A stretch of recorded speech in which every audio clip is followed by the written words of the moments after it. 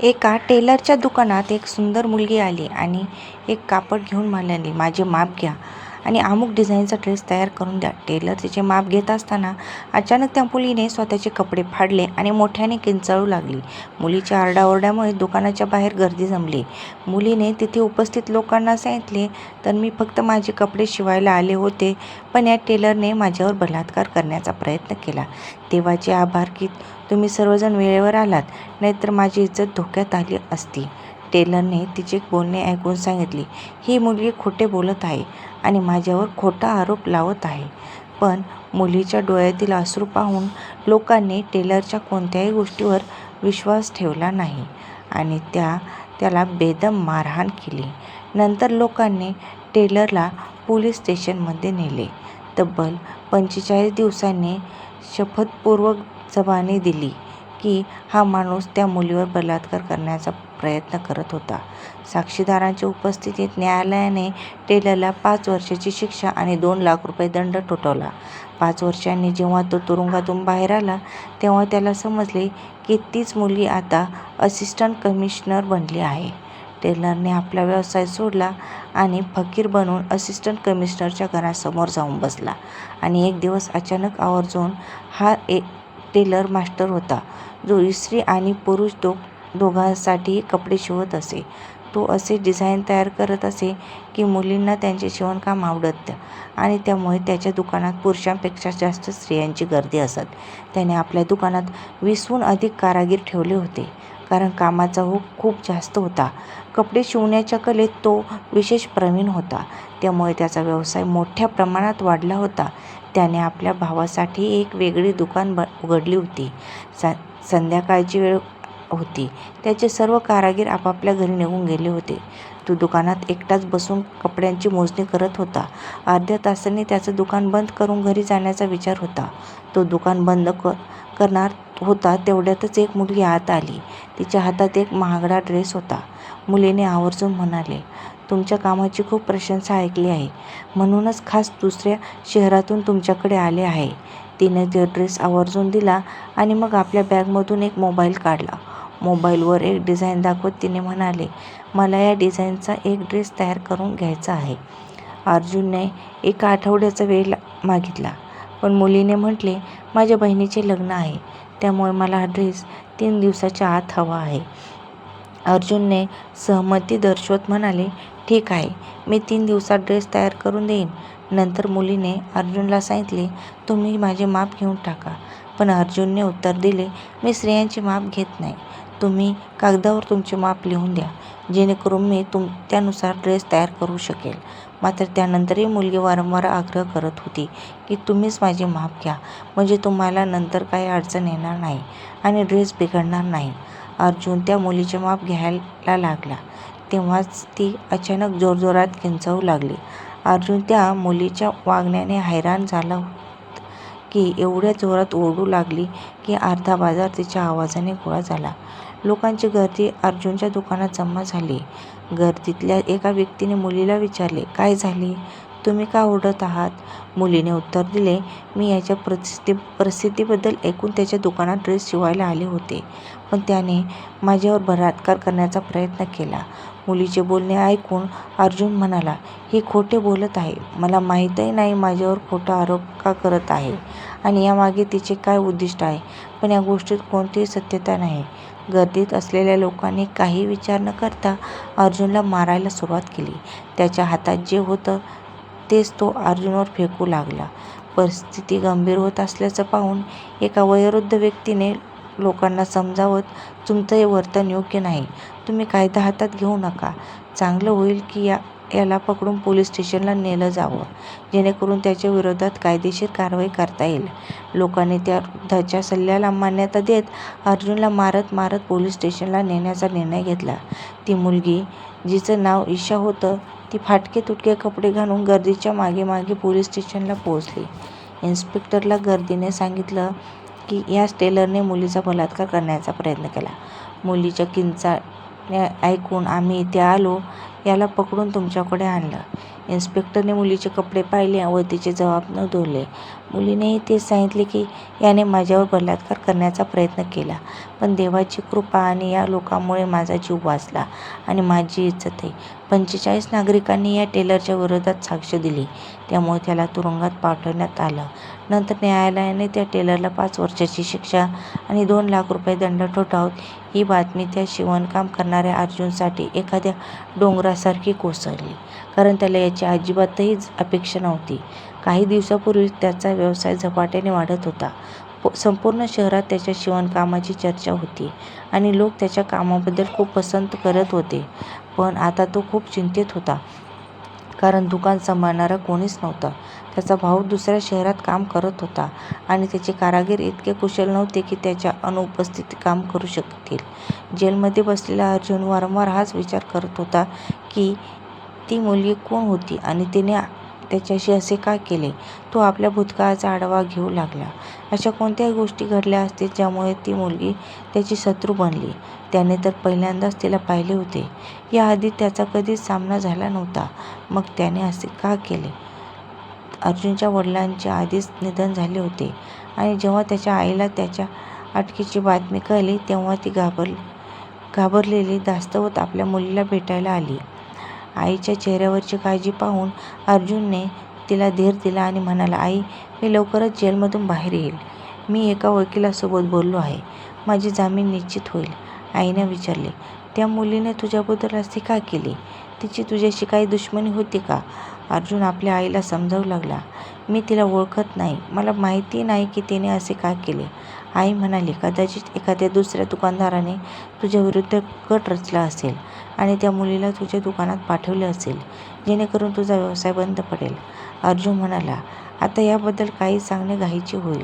सध्या तरी मी काही ठामपणे सांगू शकत नाही, पण मी तुम्हाला वचन देतो की सत्य शोधण्याचा प्रयत्न करेन. जेलमध्ये त्याचे दिवस रात्र खूप कठीण जात होते. जसा वेळ जात होता तसतशी त्याची चिंता वाढत होती, कारण दुकान सांभाळणारे कोणीही नव्हते. दिवाळी जवळ येत होती आणि अनेक असे कपडे होते जे दिवाळीपूर्वी तयार करायचे होते, पण त्याच्या अनुपस्थितीत ते शक्य नव्हते. वकिलाकडूनही काही चांगली बातमी मिळाली नाही. त्याचा जामीन अर्ज फेटाळला गेला होता आणि न्यायालयाने त्याची शिक्षा व दंड कायम ठेवला होता. या परिस्थितीत तो खूप चिंतेत होता, आपल्या घरासाठी, आपल्या आईसाठी आणि आपल्या व्यवसायासाठी. जेलमधील प्रत्येक दिवस त्याच्यासाठी खूप जड जात होता. 5 वर्षाचा काळ त्याला 50 वर्षासारखा वाटत होता. जेलमध्ये त्याची ओळख रघु नावाच्या एका कैद्याशी झाली. अर्जुनने त्याला आपली संपूर्ण कहाणी सांगितली. तेव्हा रघु हसला. अर्जुनने आश्चर्याने विचारले, तुम्ही माझी समस्या ऐकून हसत का आहात. रघुने उत्तर दिले, कारण माझी कहाणी अशीच काहीशी आहे. खरं तर येथे असलेल्या बहुतेक लोकांची कहाणी सारखीच आहे. 90% येथे विनाकारण निर्दोष असूनही शिक्षा भोगत आहेत. या देशात ज्याच्याकडे पैसा, संपत्ती आणि सत्ता आहे तो गुन्हा करूनही मोकळा फिरतो, तर गरिबांना खोट्या साक्षीदारांच्या मदतीने कैदेत टाकले जाते. अर्जुन हे ऐकून चकित झाला आणि त्याने विचारले, तुमच्याबरोबर काय घडले. काय अन्याय झाला. त्याने सांगितले, मी लोहार आहे. लोखंडी साधने तयार करणे आणि त्याची दुरुस्ती करणे माझे काम आहे.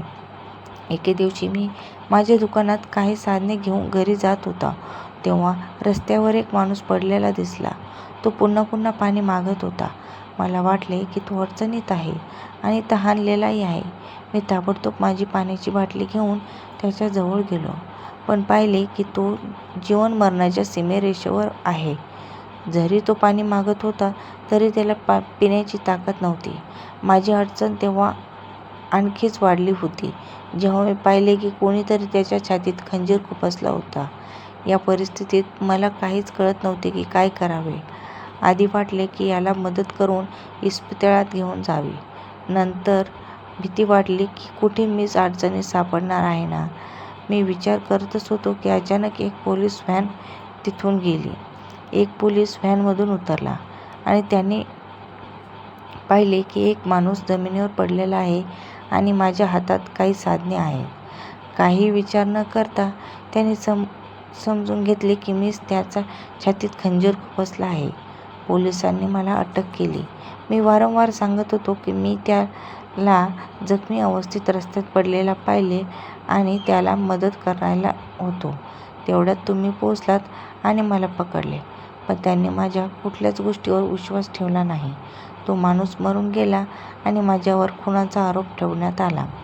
मला या तुरुंगात 8 वर्ष झाली आहेत आणि खुनाच्या गुन्ह्यात मला जन्मठेपेची शिक्षा ठोठावण्यात आली आहे. पण आता मी या कैदेतून अगदी कंटाळून गेलो आहे आणि माझ्या मनाची इच्छा आहे की मला फाशीची शिक्षा व्हावी. हे ऐकून अर्जुन म्हणाला, तुम्ही अशा प्रकारच्या गोष्टी बोलत आहात. तुम्हाला तुमच्या कुटुंबियाची काही जाणीव नाही का? तुमच्या नसण्याने त्यांच्यावर काय संकट पोहोचेल याचा विचार कधी केला आहे का? लोहार म्हणाला, माझ्या असण्याने किंवा नसण्याने कोणालाही काही फरक पडत नाही, कारण माझी बायको मला सोडून गेली आहे. माझे आईवडीलही आता हयात नाहीत. ज्या भावांना मी मेहनत करून शिकवले, मोठ्या पदापर्यंत पोहोचले, त्यांनी मला सोडले. त्यांना माहीत होतं की मी संकटात अडकलो आहे आणि तुरुंगात चक्की पिसत आहे. पण तरीही ते फक्त एकदाच मला भेटायला आले आणि त्यानंतर कधीच परत आले नाही. भाऊ, हीच दुनिया आहे. कठीण काळात लोक तुम्हाला सोडून जातात, पण जेव्हा तुम्ही श्रीमंत आणि सुखी असता तेव्हा लोक तुमच्याशी मैत्री करायला उत्सुक असतात. अर्जुनने लोहाराला म्हटलं, मी तुझ्याशी पूर्णपणे सहमत आहे. अगदी असंच होतं. फक्त एवढीच प्रार्थना करूया की आयुष्यात वाईट काळ कधी येऊ नये, जसा अचानक तुझ्यावर आणि माझ्यावर आला. अर्जुनने लोहाराला विचारलं, जर तुला काही गैर वाटत नसेल तर मी तुला एक प्रश्न विचारू इच्छितो. कधी तुझ्या आयुष्यात अशी काही चूक झाली का जिचा तुला खूप पश्चाताप आहे, की काश असं झालं नसतं? लोहार थोडा वेळ शांत बसला आणि मग म्हणाला, होय, एक गोष्ट आहे जिचं दुःख मला आयुष्यभर राहील. एकदा मी माझ्या दुकानात बसलो होतो आणि हाताने धार करत होतो. तेव्हाच माझी बायको मला जेवण घेऊन परत निघून गेली. मी कामात मग्न होतो आणि विचार केला की काम संपल्यावर निवांतपणे जेवण करीन. मी हत्यारे धार करण्याच्या कामात गुंतलेलो असताना अचानक एक मांजर आली आणि माझं जेवण खराब करून गेली. जेवण जमिनीवर पडले आणि ते खाण्यायोग्य राहिले नाही. त्या दिवशी दुपारी मी उपाशी राहिलो आणि मला त्या मांजरीवर खूप राग आला. दुसऱ्या दिवशी तिने पुन्हा माझं नुकसान केलं. तेव्हा मी ठरवलं की ह्या मांजरीला पकडून कुठेतरी लांब जंगलात सोडून देईन. एके दिवशी जसे मी माझ्या दुकानात आले, मी पटकन दुकान आतून दार बंद करून टाकले. रोशनदारसुद्धा व्यवस्थित बंद केले, जेणेकरून ती बाहेर जाऊ शकणार नाही. मग मी टॉर्च घेऊन तिला शोधायला लागलो. थोड्या वेळात पाहतो तर ती एका कोपऱ्यात डुबकी मारून बसली होती. मी जसं तिला पकडण्यासाठी पुढे सरकलो तसे तिने जोरात उडी घेतली आणि सरळ जळत्या भट्टीत जाऊन पडली. हे पाहून माझं काळीज कापलं. मी तिला वाचवण्याचा खूप प्रयत्न केला असता, पण ते शक्य नव्हतं, कारण आग खूप मोठी लागली होती. तिच्या ओरडण्याच्या आवाजाने माझ्या अंगावर शहारे आले. आजही तिच्या त्या किंकाळ्या माझ्या कानात घुमतात आणि ह्याच गोष्टीचं मला खूप दुःख वाटतं. काश मी तिला पकडण्याचा प्रयत्न केला नसता तर ती बिचारी जळली नसती. काही दिवसानंतर जेव्हा मी माझ्या दुकानाच्या छताकडे पाहिले तेव्हा तिथे मांजराच्या 3 मृत पिल्लांचे शव पडले होते. ती बिचारी आपल्या आईची वाट पाहत होती की ती काहीतरी खायला आणेल, पण दुर्दैवाने तिची आई तर आधीच मरण पावली होती. आईच्या प्रतीक्षेत ते पिल्ले उपासमारीने तडफडून मरण पावली. कधीकधी मला असं वाटतं की मी अशा शिक्षेत अडकलो आहे ज्यात माझी काही चूक नाही. कदाचित त्या मांजराचं मला शापवाने लागले असेल. त्याच्यानंतर लोहाराने अर्जुनला विचारले, तुला काय आयुष्यात कधी कोणत्या गोष्टीचा पश्चाताप झाला का? अर्जुनने उत्तर दिले, आयुष्यात कोणताही पश्चाताप नाही, पण काही लोक माझ्या जीवनातून निघून गेले त्याची जाणीव आजही जाणवते. रात्रंदिवस सरकत राहिले आणि कधी 5 वर्ष उलटून गेले हे कळलेच नाही. आज अर्जुनचा तुरुंगातील शेवटचा दिवस होता. तो लोहाराला मिठी मारून निरोप घेत होता. लोहाराच्या डोळ्यात अश्रू होते, कारण या 5 वर्षात अर्जुन त्याचा अतिशय जवळचा मित्र बनला होता. दोघेही एकमेकांसोबत आपल्या सुखदुःखाच्या गोष्टी शेअर करत होते. तुरुंगात लोहाराचा अर्जुन एवढा जवळचा मित्र झाला होता की त्याला दुसरा कोणीही इतका जवळचा वाटला नाही. आज अर्जुन तुरुंगातून तर सुटला, पण त्याच्या मनात ईशाविषयी प्रचंड राग भरलेला होता. तो तिला विसरू शकत नव्हता, कारण तिच्यामुळे त्याचा संपूर्ण व्यवसाय उद्ध्वस्त झाला होता. अर्जुनचे सर्व कारागीर त्याला सोडून गेले, इतर दुकानांमध्ये कामाला गेले होते. नव्याने काम सुरू करणे सोपे नव्हते, कारण 5 वर्षात खूप काही बदलले होते. परिसरात नवीन दुकाने उघडली होती आणि काही बुटीकही सुरू झाले होते, जिथे रेडीमेड्स कपडे मिळत होते. अर्जुनच्या आईला जाणवले होते की तिचा मुलगा ईशाच्या शोधात आहे आणि त्यामुळे तो रात्रंदिवस बेचैन असतो. तिने तिला समजावण्याचा प्रयत्न केला, "बा, जे काही झाले ते कदाचित एखाद्या शत्रूची साजिश किंवा काहीतरी वेगळे, पण तू त्या मुलीला विसरून जा."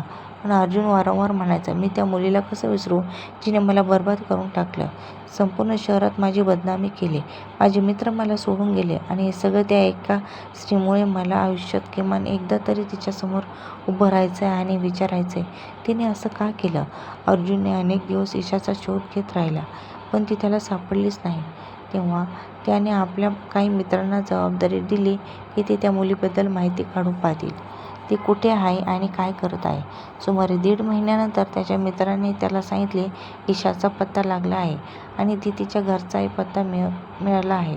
पण त्याने अर्जुनला एक इशारा दिला, "मी तुला एवढंच सल्ला देईन की त्या मुलीपासून दूर राहा. तेच तुझ्यासाठी योग्य आहे." अर्जुनने विचारले, "मी तिच्यापासून दूर का राहावे?" त्यावर त्या मित्राने उत्तर दिले, "कारण ती आता एक मोठी सरकारी अधिकारी झाली आहे. तिने स्पर्धा परीक्षा उत्तीर्ण केली आहे आणि आता असिस्टंट कमिशनरच्या पदावर विराजमान झाली आहे." अर्जुन म्हणाला, "जर ती खरोखरच अधिकारी झाली असेल तर काय झाले? तिला उत्तर द्यावेच लागेल." अर्जुनला अजूनही विश्वास बसत नव्हता की तीच मुलगी अधिकारी कशी बनू शकते, कारण ती तर कपटी आणि खोटारडी होती. तिच्यामुळेच त्याचे आयुष्य खराब झाले होते.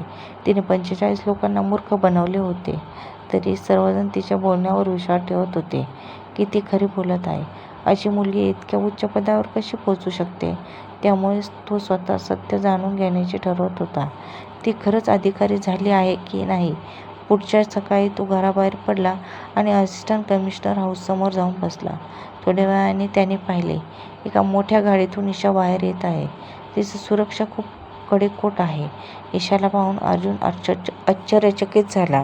त्याला 5 वर्षांपूर्वी तो काळ आठवला, जेव्हा ईशा त्याच्या दुकानात आली होती आणि तिने स्वतःचे कपडे फाडले होते.